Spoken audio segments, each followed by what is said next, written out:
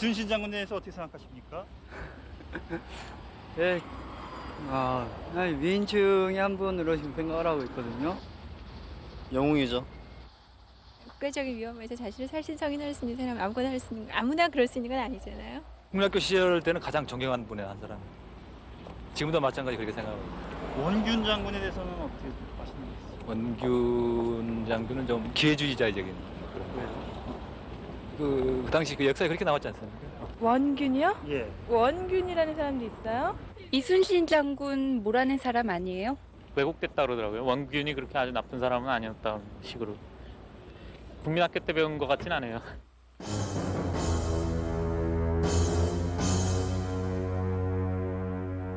이순신과 권율, 원균이 세 사람을 다 같이 선무 일등 공신으로 삼도록 하라.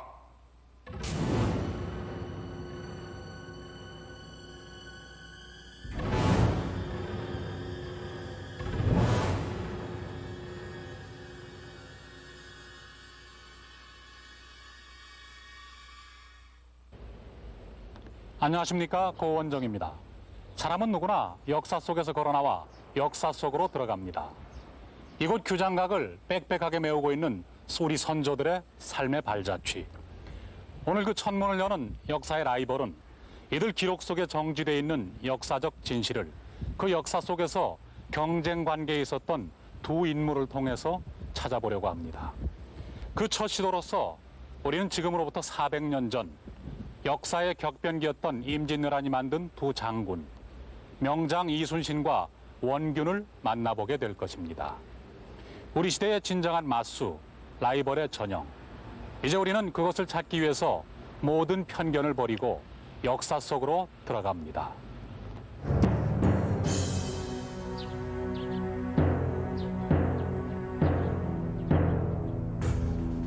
이순신. 그는 1545년 서울 인현동에서 태어난다. 그러나 당시 출세의 길인 문관을 포기하고 순신은 32살의 늦은 나이로 무과에 급제한다. 공격하라!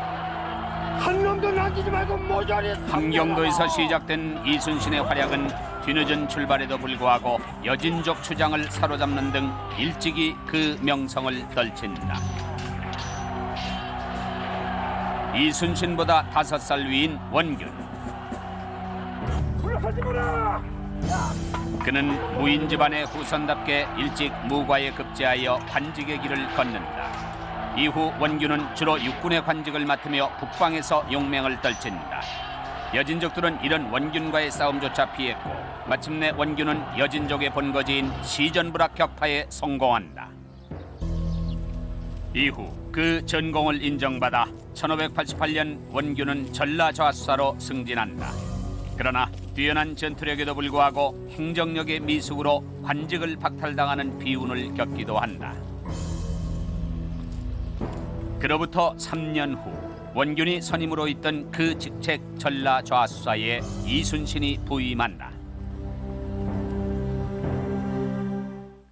이순신 장군이 이곳 전라좌수영 지역에 관할 사령관으로 부임한 것은 그의 나이 46살이 되던 1591년 2월 임진왜란 발발 1년 전의 일이었습니다. 그때 이순신은 정읍 현감에서 13일 만에 무려 7계급이나 특진해서 부임했습니다. 그로부터 1년 후 5살 연상인 원균 장군은 52살의 나이로 이곳 경상우수영의 관할 사령관으로 임명되는데 임진왜란 발발 불과 2달 전의 일이었습니다. 왜군이 16만의 대군으로 부산포에 출현한 것은 1592년 4월 13일 오후 5시경. 내륙을 통과하는 관문인 부산진성이 함락된 것은 그 다음 날이었다. 이후 왜군은 파죽지세로 북진을 하게 되고 5월 2일 수도 한양마저 함락된다. 결국 선조는 폭우 속에 한양을 등지고 평양성을 향해 피난길에 오른다. 한편 경상우수사 원균은 거제도 가배량에 불을 지르고 육지로 일시 퇴각하여 군사를 모집한다. 원균은 단 4척의 전함으로 외선 10여 척을 깨뜨리는 당파로 기세를 올린다. 보고 주자는 자가 있으면 안타없이 목을 베리라. 이순신은 임진왜란 발발 하루 전 신의 무기 거북선을 완성한다.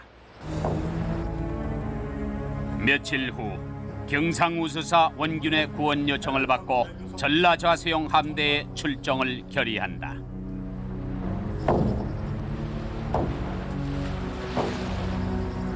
(5월 4일) 새벽 이순신 함대는 조심스럽게 경상도를 향한다.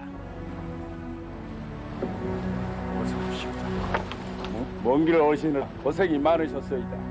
이순신과 원균 이 두 장수의 연합 함대가 편성된 것은 5월 7일 경상도 옥포 해상이었다.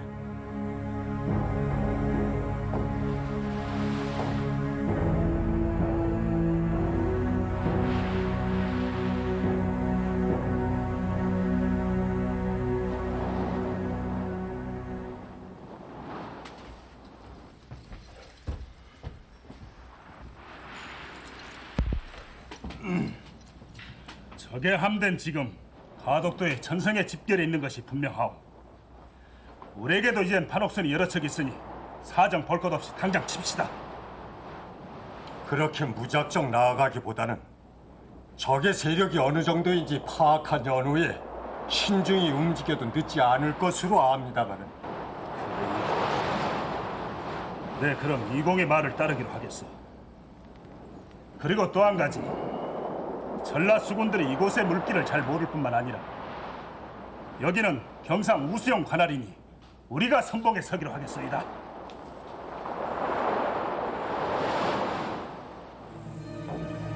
다음 날 새벽 이순신이 이끄는 조선연합함대는 원균을 선봉으로 하여 옥포로 향한다. 이날의 싸움은 조선 전체의 운명을 좌우할 만큼 중요한 싸움이었다.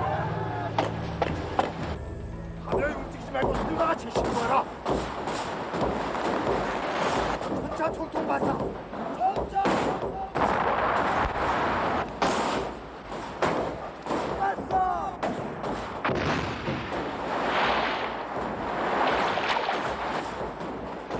공격하라. 진짜 총통 발사.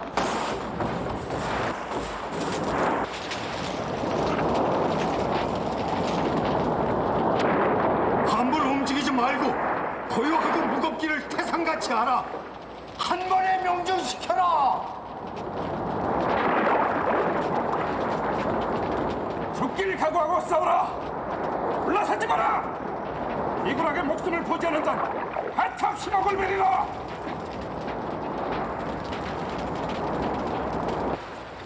육상에서 큰 위력을 발했던 왜군의 조총도 조선군의 화포 앞에서는 무용지물이었다. 이는 조선의 정규군이 거둔 최초의 승리이기도 했다.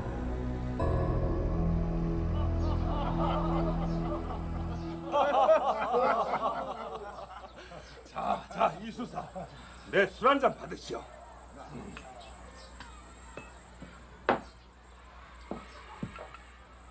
내 오늘에야 서력을 한 듯하여 여간 개원한 것이 아니오. 이는 선봉에 선 경상 우수군이 초전의 기선을 제압해준 덕분이오시다. 기영 제장들이 당파하는 모습을 보니 그 기세가 서무 용맹하더이다.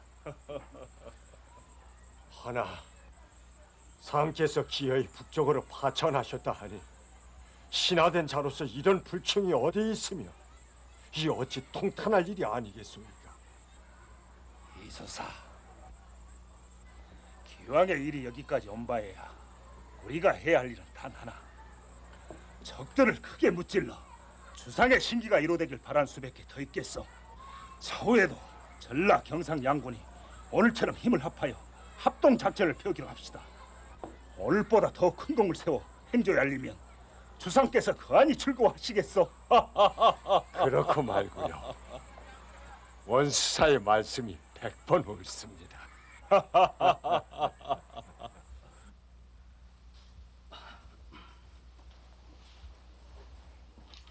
아버님, 다행히 큰 승리를 얻었으니 행주에 이 사실을 알려야 도리가 아니겠습니까? 모르는 소리. 비록 옥포에서의 첫 승리를 거머쥐었다곤 하나 아직 장계를 올리기엔 미비한 감이 없지 않다. 또 아직 싸움이 끝난 것도 아닌데 서둘 이유가 무엇이냐?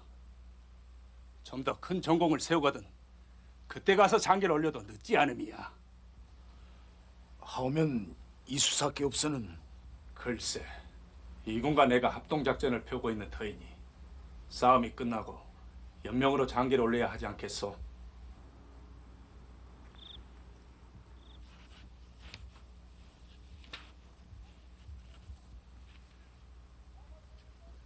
장군님, 파발대령에 싸웁니다.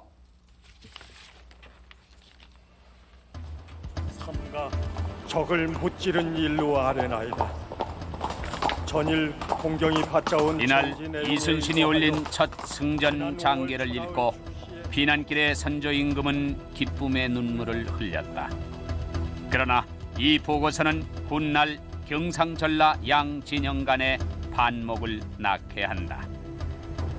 다음 날 이순신과 원균의 연합함대는 새로이 거북선 두 척을 앞세우고 두 번째 출전을 감행한다. 하객진을 형사하라. 빗장 폭풍 발사 알려주셨다.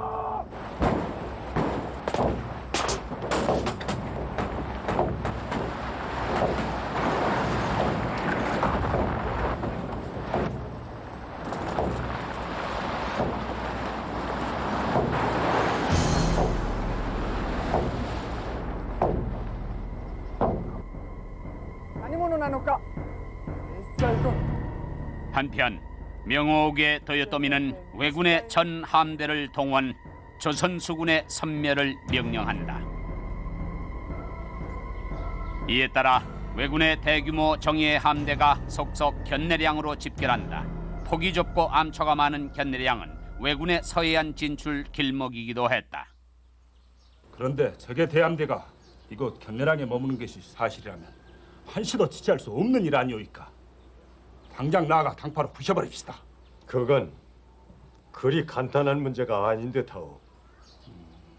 그게 무슨 말씀이신지요? 우선 이 견내량의 지형은 매우 좁고 암초가 많아 우리 판옥선이 움직이기에는 절대적으로 불리합니다. 물론 견내량이 좁긴 하오. 그러나 우리 협선 정도라면 충분히 적진을 뚫을 수 있어. 하오나 포구에 정박 중인 적선을 공격할 경우 적은 상황이 불리하면 배를 버리고 무태로 올라 또다시 만행을 저지를 것이 아니오이까? 그런 위험이 따르는 것도 사실이긴 하오. 제가 보기엔 적을 이 한산도의 넓은 바다로 유인하여 섬멸하는 것이 좋을 듯하외다. 아니 그럼 무슨 방도라도 있사옵니까? 내 한 가지 생각해둔 바가 있어.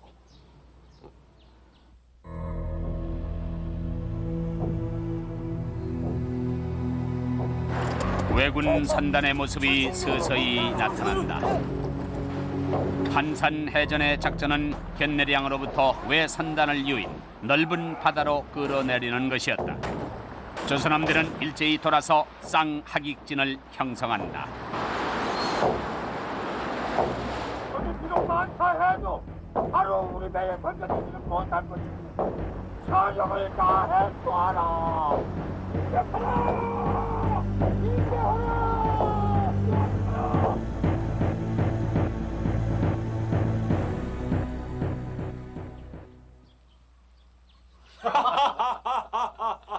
이 실로 장쾌한 승리입니다, 장군님. 제 생각에 적군들은 당분간은 이 한산도에 발을 들여놓을 엄두도 내지 못할 것이옵니다. 그 말이 맞소. 쌍하객진이라. 그런 신묘한 전법을 구사할 수 있는 자가 이순신 말고 또 누가 있을까? 예, 정말 대단한 분이옵니다. 전라 자수영 군사들은 그 어른을 어버이처럼 여긴다고 하지 않습니까? 이런 장수가 조선에 둘만 있었다면 필시 이런 난리는 겪지 않아도 될 것을. 장군님, 소인 우치적이옵니다. 들어오시오.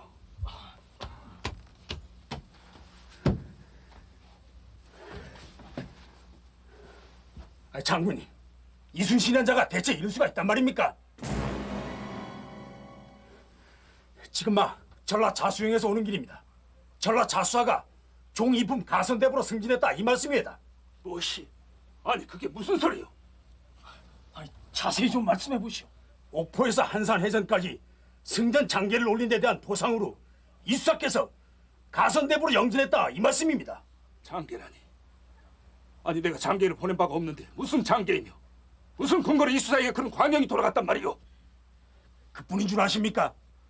이순신의 장령들 중 여럿이 이미 당상관에 승품되었다고도 하오이다. 그럴 수가. 그렇다면 이수사가 이 단독으로 장계를 이런 법이 어디 있습니까 도대체? 민든 독계 발등을 찍혀도 유분수지. 설마 이수사께서 뭔가 오해가 생긴 게 아닐까요? 오해는 무슨 오해요? 이순신이라는 자는 처음부터 우리 감쪽같이 속인 겁니다. 그 잘난 좌수영 제장들을 아들들처럼 끼고 돌더니만 우리 우수영만 쏙 빼놓고 공을 독차지한 것 아닙니까? 장군님, 이런 황당한 일이 또 어디 있습니까? 이 당장 이수사를 찾아가 이 단판을 치어야. 그만들 뜻이오. 아니 장군님. 장군님, 이건 우리 우수영 군사들의 사기 문제입니다. 즉시 이 장군님도 장계를 내. 그만들 하라고 하지 않았어. 공들이 이래 공차로 떠들 일이 아니오. 이 문제 내가 알아서 처리할 것이니 그리들 아시고 그만 물러들 가시오.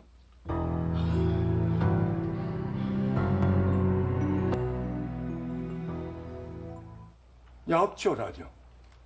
무슨 약조 말씀이오이까? 그대와 내가 지난날 옥포에서 적을 처음 무찌르고 나서 약조를 하지 않았소.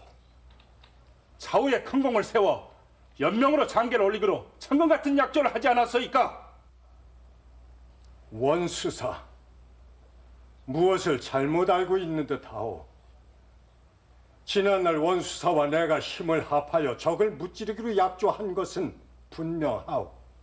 허나 연명으로 장계를 올리겠다는 말은 어디서 나온 겁니까? 우리가 함께 싸웠으니 당연히 그것은 당연한 일 아니오. 하물며 그 싸움은 경상 우수영 간역에서 벌어진 경상 우수영의 싸움이었소이다. 그러나 어느 누가 그것을 공의 싸움이라고 여길 수 있겠소? 좋소. 공의 말이 무슨 뜻인 줄 내 알겠소이다. 이 모든 게 내가 불문한 탓이구려. 결국 공에겐 내가 한낱 못나 빠진 폐장으로밖에 보이지 않았던 모양이구려. 허나 나 또한 공과 마찬가지로 숱한 부하들을 거닐고 있는 장수요. 장수가 장수를 무시하고 그 신의를 저버린 죄 결코 용서받지 못할 것이오.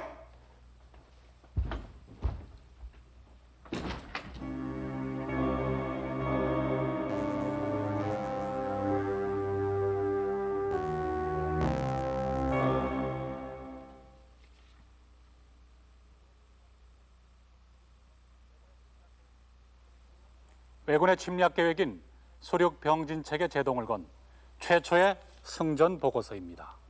바로 이 옥포 파회병장이라는 보고서가 이순신과 원균 이 두 장수의 관계를 갈등과 대립으로 이끄는 원인이 된 것입니다. 그렇다면 전란이라는 국가 비상사태 아래서 왜 이 보고서 하나로 두 장군은 반목과 갈등을 보였을까요? 이순신 장군, 장군께서 승전 보고서를 단독으로 올린 이유는 과연 무엇입니까?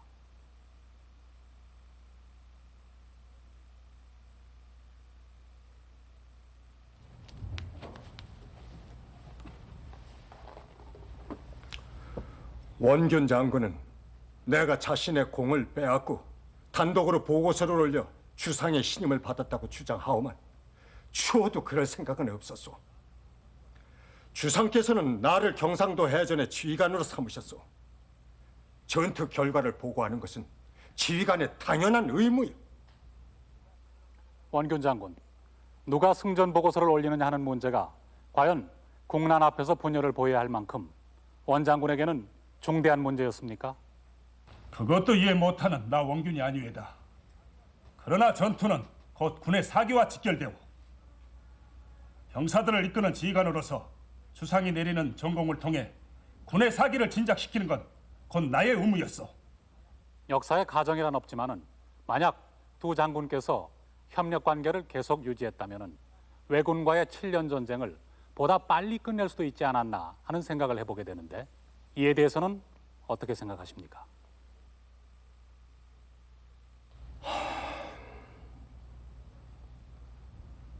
무관이 전투에서 전공을 다투는 것은 어찌 보면 당연한 일이요. 또 전공을 다툼으로써 적과 더욱 맹렬하게 싸울 수 있는 것 아니겠소? 나 역시 이 장군과 같은 생각이요. 이 장군과 난 성격이나 전투 방식이 전혀 다르고 이 장군이 치밀한 지장이라면 난 돌격장이요. 전략의 요충진 해상에서 두 장수는 이미 평양성까지 점령한 왜군의 보급로를 차단하고 해상에서 전세를 역전시키는 분전을 한 것만은 부정할 수 없는 사실입니다. 당시의 전란이라는 상황이 이순신과 원균 이 두 장수를 역사의 전면에 등장시켰던 것입니다. 우린 여기서 두 장수의 성격과 전투 방식을 분석해야만 할 필요가 있습니다. 두 장수의 성격은 대조적으로 이순신은 과묵하고 치밀한 것에 반해 원균은 직선적이고 호방한 모습을 보입니다. 이순신은 뛰어난 글재주와 치밀한 업무 처리 능력을 가지고 있었고 지역 주민들과 병사들 간의 호흡을 함께하는 등 몽민관으로서 역할을 훌륭히 수행한 반면에 원균은 전형적인 무장의 자질을 보였으나 행정력의 결함과 불같은 성격으로 지역 주민의 원성을 사기도 합니다. 이러한 이순신의 진영 진술과 원균의 당파 전술의 결합은 해상 전투에서 패배를 모르는 무적 함대를 구축했던 것입니다. 한편 잇따른 승전 보고를 받은 조정에 의해 이순신은 총사령관인 삼도 수군 통제사로 승진을 하고 연합함대는 그 성격이 단일함대로 됩니다. 지휘권의 통일이라는 점에서 이 조치는 필수적인 것이었지만 이 당시의 전황 속에서는 전라 좌수영과 경상 우수영, 양진영 간의 미묘한 갈등을 불러일으키게 됩니다.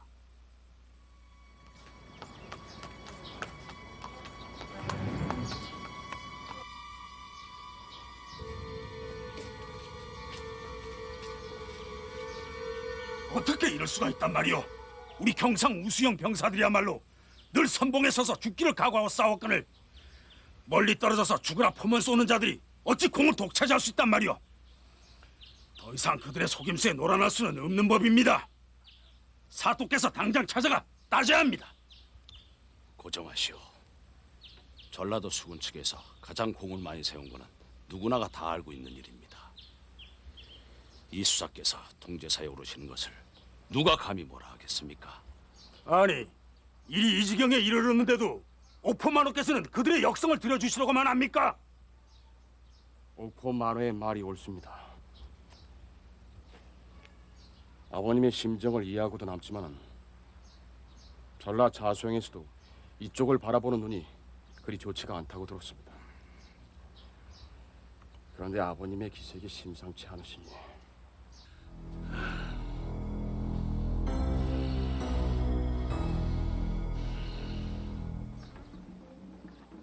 일 어찌하면 좋겠소? 지금 이 나라를 버티고 있는 것은 남쪽 바다의 수군뿐인데 그 장수들끼리 차중질환을 일삼고 있다 하니 대체 어찌된 일이요?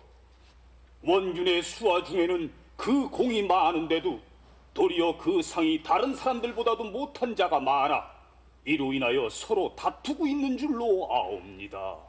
혹자들은 이르기를 이순신과 원균은 함께 화합하지 못하여 서로 같은 직에 있기가 어렵다고들 하옵니다. 허나 원균은 적들이 가장 두려워하는 장수이며 순신 또한 따르는 병사들이 많으니 상께서 각별히 조정하시어 저들을 진정케 할 방도를 마련하시니 어떠하신지요? 원균을 곧 충청병사로 전임시키도록 하고 또한 이순신은 그대로 삼도 수군 통제사에 머물도록 하여 적 수군을 섬멸토록 하라. 이후 2년여에 걸쳐 전쟁은 소강 상태로 빠져든다. 왜군들은 부산포로 퇴각하여 전열을 가다듬었고 이순신은 왜군의 서해안 진출을 막기 위해 3년 8개월 동안이나 변내량을 막아선다. 한편 왜와 명나라 사이의 강화회담은 마침내 결렬되고 왜군은 다시 조선을 주기 위한 준비를 서두른다. 그리고 왜군 재침의 가장 큰 걸림돌인 이순신을 제거하기 위해 도요토미는 한 가지 계략을 꾸민다.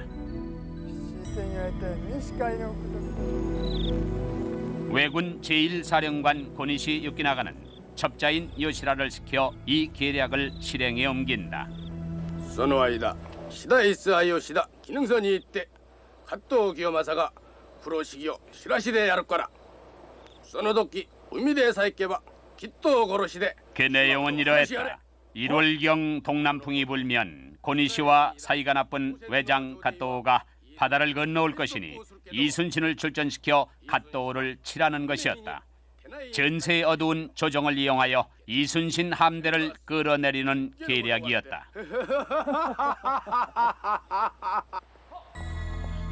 요시라는 평소 왕래가 있던 한 조선 관리에게 이 거짓 정보를 흘리고 이는 고니시의 의도대로 조정의 여론을 들끓게 만든다.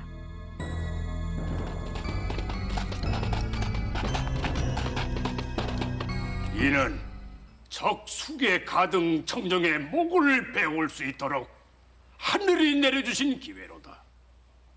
일간 왜적이 다시 바다를 건너온다 하니 속히 이순신을 출동시켜 이를 치게 하고 부산 앞바다를 봉쇄토록 하라.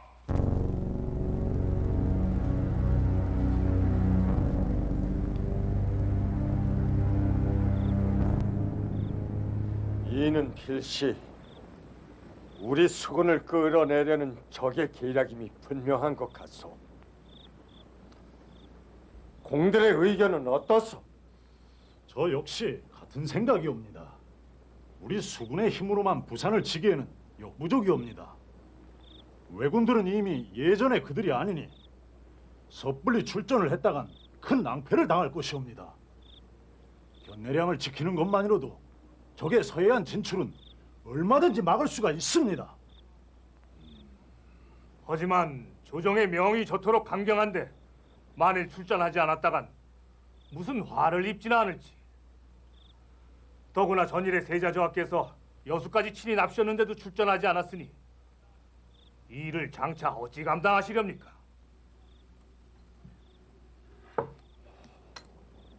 또한 충청병사 원균이 수군이 마땅히 출정해야 함을 주청하는 장계를 조정에 올릴 아니 문호는 충청병사는 육장임이 분명한데 어찌 수군의 일에 참견을 하신답니까? 혹 전날의 감정을 못 잊어서 그러시는 것은 아닐까요? 어찌됐건 우리의 판단이 옳다면 그대로 관철시킬 수밖에 없어. 나머지 일은 하늘에 맡깁시다. 한편 왜군의 재침 소식을 접한 원균은 조정에 출전 장계를 올리게 되는데 3, 4, 5 저령도 밖으로 모습을 드러내 위물 떨치면 가등청정은 본래 수전에 능하지 못한 자이므로 원균의 주장은 육지에서 왜군을 공격하여 바다로 몰아내면 수군이 이를 치겠다는 일종의 수륙 합동 작전이었다. 근본적으로 이순신의 생각과 같은 것이었지만은 이순신을 불신하던 당시 조정의 눈에는 훨씬 설득력 있게 여겨졌다. 과연 원균은 충장이며 또한 용장이로다. 수장으로서는 원균만한 자는 없사옵니다. 그런데 통제사 이순신은 왜 아직도 적을 치러 나가지 않는 것이오? 차라리 원균을 다시 수장으로 삼아 선봉에 내세우는 것이 어떠하겠소? 그러나 이와 같이 위급한 때에 장수를 바꿀 수는 없사옵니다. 결국 선조는 원균을 경상우수사로 재임용한다. 한편 조정에서는 출전 명령을 거역한 이순신을 탄핵하는 상소가 연일 빗발치는데 당장 이순신을 하옥시켜라.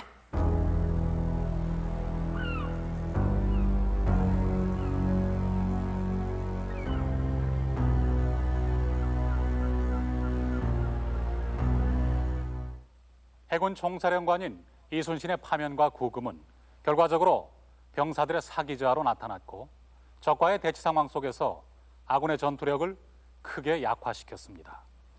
우린 여기서 전란 중임에도 불구하고 왜 그런 결정을 내렸는지 당시의 군 통수권자인 선조임금에게 물어보지 않을 수 없습니다.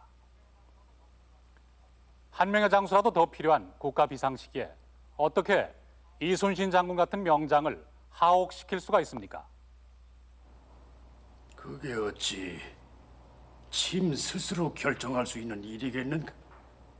나라에는 국법이 있고 조정이 있는 법.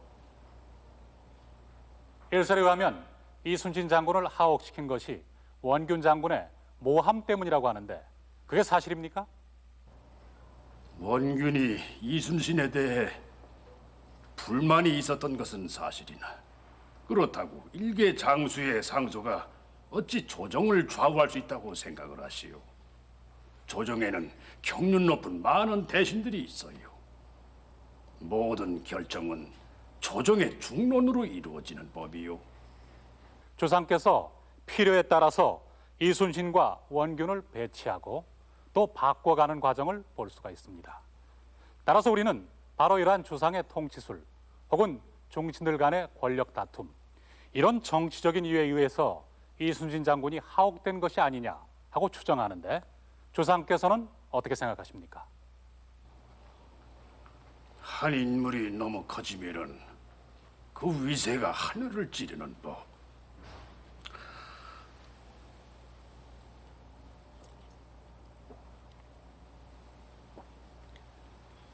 당시 삼도수군 통제사가 보유하고 있는 군사력은 막강한 것이었어. 적을 위협할 뿐만이 아니라 전후에 또 다른 화근이 될 수도 있는 일. 군 통수권자로서의 짐은 한 장수에게 군사력이 일방적으로 집중되는 것을 적절히 견제해야 할 의무가 있었어. 두 장수의 힘의 균형, 그것이 조정의 뜻이었어.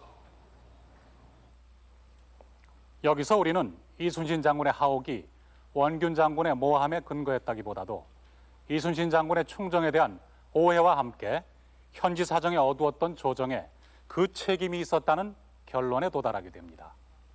어쨌든 이순신 장군의 하옥은 결과적으로 원균 장군을 삼도 수군 통제사로 등장시키게 됩니다. 너희들은 군사된 자로서 놀고 먹으며 어찌 나라의 공을 세운단 말이냐? 근일에 와서 병역의 기강이 해이해져 그 한심한 정도가 이미 크게 이르렀다. 내 이번 일을 기화로 그 근성을 뿌리채 뽑으리라. 여보라! 예! 저놈들 당장 하옥시켜라! 예! 차도 하나만 살려주시오! 차도!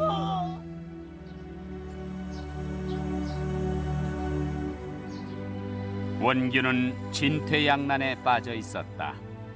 이순신의 파면은 군사들의 전반적인 사기 저하로 이어졌고 조정에서는 연일 출전을 독촉하고 있었다. 사또, 너무 과로하시는 것 아닙니까? 잠시라도 그 갑옷을 벗어야 하옵니다. 됐소이다. 장수된 자로서 이런 위중한 시기에 어찌 몸을 편히 눕힐 수가 있겠소? 그보다도 요즘 군사들이 왜 저 모양이요? 사또, 요즘 병영의 분위기가 심상치 않사옵니다. 저 외람된 말씀이오나 사또께서 전임 이 통제사 어른을 무고하였다는 소문이 퍼지면서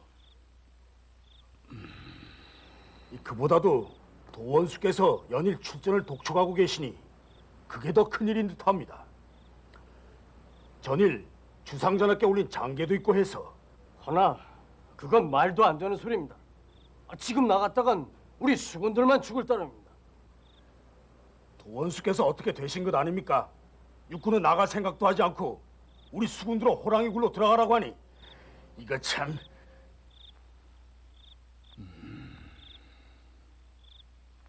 알겠어. 이 일은 내가 알아서 처리할 테니 제장들은 그만 나가 일들 보시오. 뒤늦게 원균은 이순신의 입장을 이해한다. 부산포의 적을 치기 위해 육군과 수군의 합동작전은 절실한 것이었다. 그러나 육군의 지원을 요청하는 원균의 상소는 계속 묵살당하고 만다. 아버님, 장차 이 일을 어찌하면 좋겠습니까? 나 역시 후회되는 바가 없지 않구나. 나도 나름대로 확신을 갖고 장계를 올린 것인데. 조정에 다시 추청을 드려보시는 것이 어떨까요? 그럴 수밖에. 이제 우리 수군만으로는 아무런 희망이 없다. 과연 내 생각이 짧았구나. 이제 와서야 이순신이 왜 출전을 미루었는지 알 것 같으니. 뻔뻔한 자 같으니 전일에 출전 장계를 올려 이순신을 사지에 몰아넣을 때는 언제고 이젠 우리 육군까지 끌어들이겠다. 당장 원균을 불러들이라. 통제사 원균 현신이요. 통제사, 전일에 이순신이 도원수 권율. 육군과 수군을 모두 통솔하던 권율이 보기에 수륙 합동작전만을 주장하며 출전을 미루는 원균이 곱게 보일 리 없었다. 말씀이 과하십니다. 이 원균은 이 나라 수군을 모두 맡고 있는 장수월수다. 수군의 일은 제게 맡겨주시오. 뭐시? 그래도 여봐라! 저자를 매우 쳐라! 예! 공께서 제게 이러실 수 있습니까? 이러실 수는 없는 일입니다. 나를 이놈들! 현직 통제사가 병사들 앞에서 곤장을 맞는다는 것은 있을 수 없는 일이었다. 한편 이순신은 추록과 함께 어머니의 죽음을 접하게 되고 슬픔에 젖은 채 패기종군하고 있었다.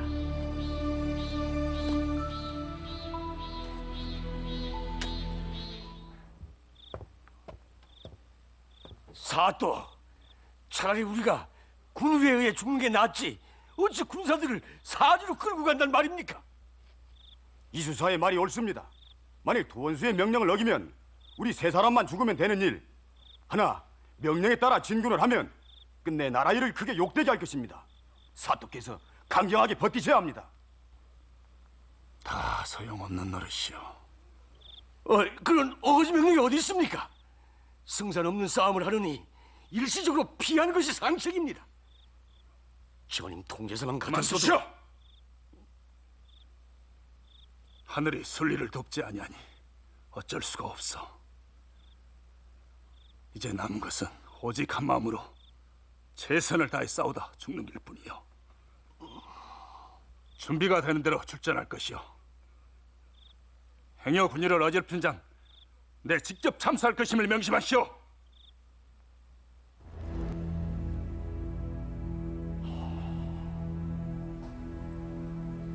이제 아까운 조선의 명장을 또 한 사람 잃는구나.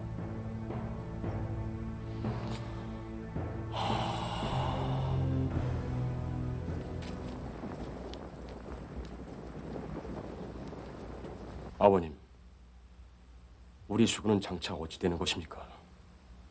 소자의 짧은 소견으로도 내일 출전은 가망이 없어 보입니다. 사옹아, 이 모든 것이 하늘에 달린 것이라고 생각해라. 이미 내가 할 수 있는 노력은 다 하질 않았느냐. 만일 내가 끝까지 버틴다면 다른 누군가가 또 이 자리에 앉아 출전을 강요받을 터이니 결국 조정의 명을 거스르긴 불가능한 일이다. 가만히 앉아 항명의 죄를 얻어 죽기보단 장수로 태어난 자 용감하게 적진에 나아가 한 놈의 적이라도 무찌르다 죽는 것이 영광스럽지 않겠느냐. 네 아버님. 다만 전일 이순신이 말한 바를 내 좀 더 일찍 깨닫지 못했음이 원통할 뿐이다. 지나가 보니 이순신이야말로 앞날을 내다보는 하늘 같은 장수였음을 뼈저리게 느끼게 되는구나. 사웅아. 네 아버님. 이상하구나. 내 마지막 밤을 보내면서 그가 자꾸 생각나는 이유가 무엇일까?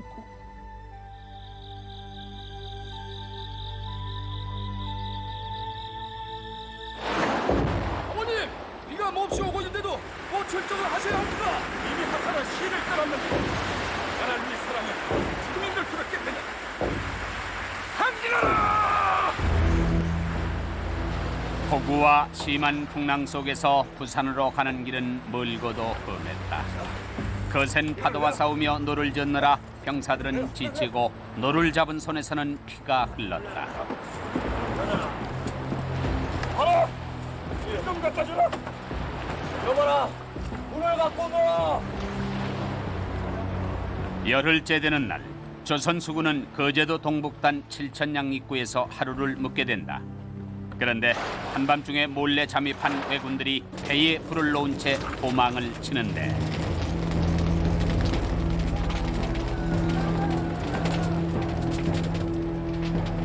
장군님, 배 한 척에 불이 났습니다. 무엇이? 불이? 어서 불을 끄고 병사들을 진정시키도록 하라. 내일 아침 일찍 출전하겠노라. 예! 그러나 이 불은 조선 수군의 위치를 알리는 신호였다. 공격 준비! 진격하라! 진격하라!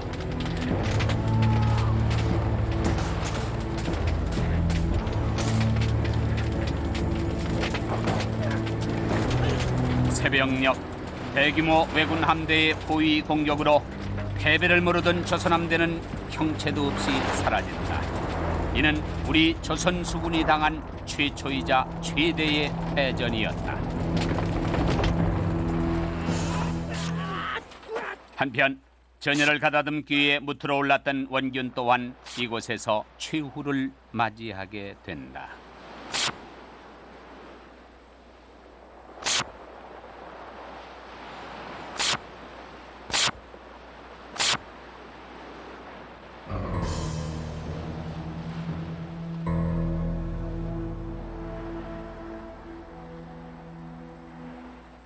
이순신이 그토록 반대했던 부산포 진격, 그리고 원균을 끝내 죽음으로 몰아넣었던 7천량 패전. 우리는 여기서 잠시 두 장수가 공히 부산포 진격의 위험성을 지적하고 있음을 상기할 필요가 있습니다. 그 이유가 무엇이었는지 한번 살펴보도록 하겠습니다. 부산포는 병법에서 말하는 사지, 즉 죽음의 땅이었습니다. 첫째로 당시 부산포 일대는 이미 왜군이 점령하고 있었고, 둘째, 당시 배의 속력을 감안할 때 대마도에서 부산까지는 7시간 정도가 걸리는데 아군의 진영인 한산도에서 부산까지는 하루 반에서 이틀이 걸리는 상황이었습니다. 셋째, 당시 부산포와 안골포에는 이미 왜성이 들어차 있었습니다. 그렇다면 이순신 장군과 원균 장군이 주장한 전술은 무엇이었을까요? 이순신과 원균은 육군과 해군이 동시에 부산포로 진격함으로써 적진을 교란시키고 아군의 이동 경로와 시간을 적이 파악할 수 없도록 하는 것이 전제 조건이라고 주장했습니다.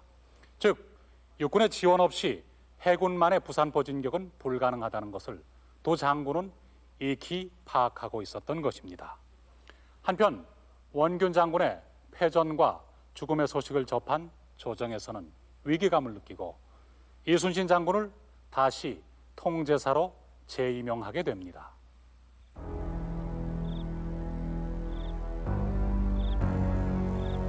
신에게는 아직도 12척의 배가 있어오니 나아가 죽기로 싸운다면 능히 이길 수 있겠나이다. 들으시오. 병법에 이르기를 살려고 하면 죽고 죽고자 하면 산다고 했소. 또 전투를 앞둔 이순신은 초조했다. 이제 이순신에게 남아있는 것은 전선 12척뿐. 병사라 해도 피난민에서 급히 끌어다 모은 오합지졸들이었다. 그러나 이 12척의 배에는 조선의 운명이 걸려 있었다. 이 일망정 결코 용납치 않을 것이다. 알겠느냐?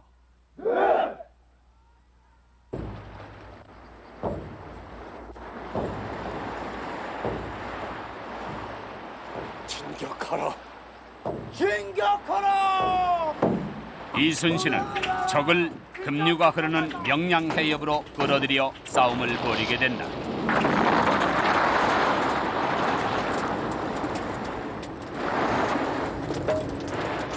또 한 번 이순신의 신화가 이룩되는 순간이었다.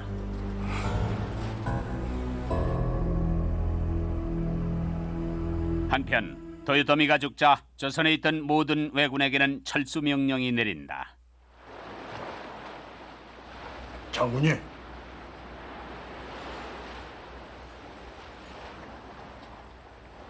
우공. 어인일이여 이 야심한 시각에. 다름이 아니라 오늘 밤 동쪽 하늘에 떠있는 장수배를 보았사온데 혹 장군님께 어떤 병고가 있을까 두렵사옵니다.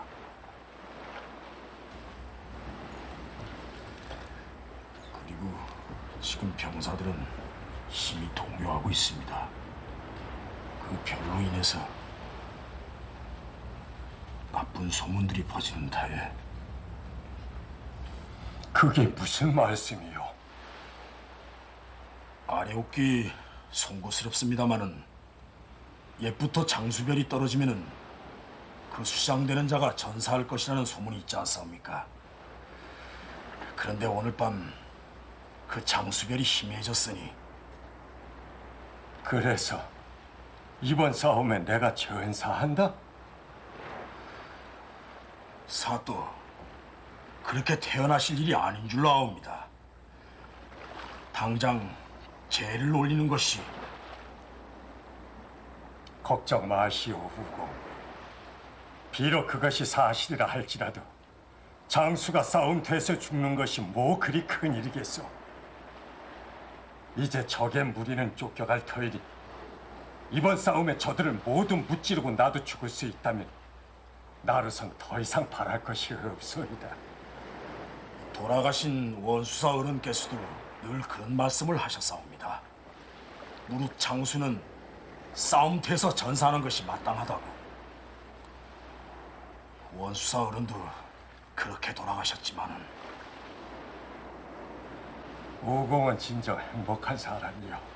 그렇게 훌륭한 장수를 모셨으니. 비록 패하기는 하였으나 원수사는 누구도 당할 수 없는 뛰어난 용장이었소. 다만 그 때를 잘못 만난 것이 아쉬울 따름이요. 장군님, 큰일 났습니다. 무슨 일이냐? 지금 병의 배 한 척이 빠져나가고 있습니다. 무엇이? 전군에게 명하시오. 출동 준비를 시키되 함을 하도록 하시오. 네. 조선군은 함물을 한 채 야간 함대 이동을 한다. 그리고 노량으로 향하는 이순신은 최후의 결전을 준비한다.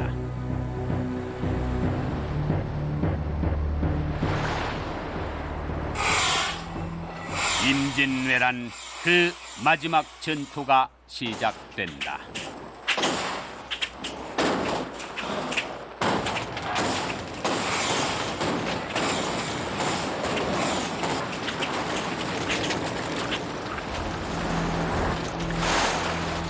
이 싸움은 결코 패배할 수 없는 싸움이었다. 이 전투에서 왜군은 대부분 괴멸되었지만은 치열한 접전으로 우리 쪽 피해도 적지 않았다.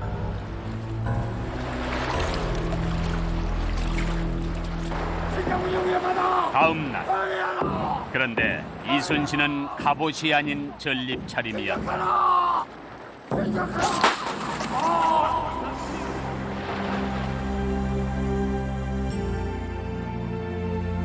장군 역시 전장터에서 죽음을 택했던 것은 아닐까.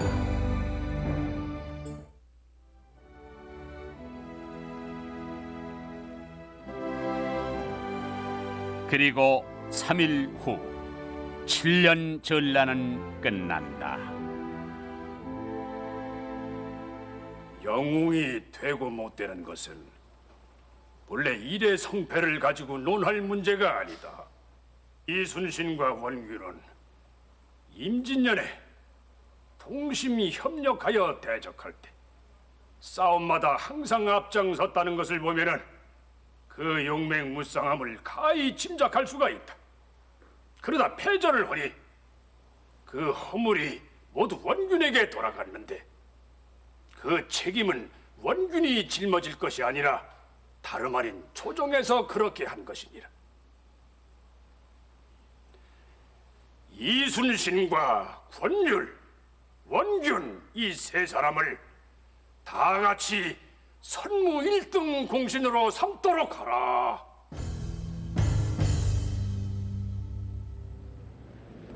그런데 왜 역사는 성웅 이순신과 역적 원균으로 두 장수에 대한 평가를 달리하고 있을까요? 그것은 바로 두 기록의 차이가 원인이었습니다. 하나는 선조실록으로 선조의 뒤를 이어 왕위에 오른 광해군 때 집필된 것이고, 다른 하나는 인조반정으로 광해군을 왕위에서 몰아낸 인조 시절에 편찬된 선조 수정실록입니다. 선조실록에는 두 장수를 모두 1등 공신으로 기록하고 있는 반면 선조 수정실록은 7천량 패전을 이유로 원균 장군을 겁장이요 역적으로 기록하고 있습니다. 거기에 후일 일제의 역사 왜곡의 영향을 받았다는 그런 시각도 있습니다. 그러나 해방 후에도 우리 국민 정신을 드높인다는 목적 아래 이순신 장군의 업적을 찬양하는 과정에서 그 상반되는 처지에 있던 원균 장군은 일방적으로 매도되어 왔던 것이 또한 사실입니다.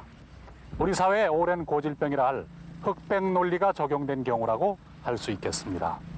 충무공 이순신은 세계 해전사의 길이 남을 명장임에 틀림없습니다. 그러나 거기에 덧붙여서 우리가 원균이라는 또 한 사람의 훌륭한 장수를 가지게 된다면 우리 역사는 보다 더 풍요롭고 긍지에 찬 것이 되지 않겠습니까? 바로 그런 믿음으로 우리는 오늘 역사의 라이벌 그 첫 번째 시간에 이순신과 원균이라는 두 맞수의 참모습을 살펴보았던 것입니다.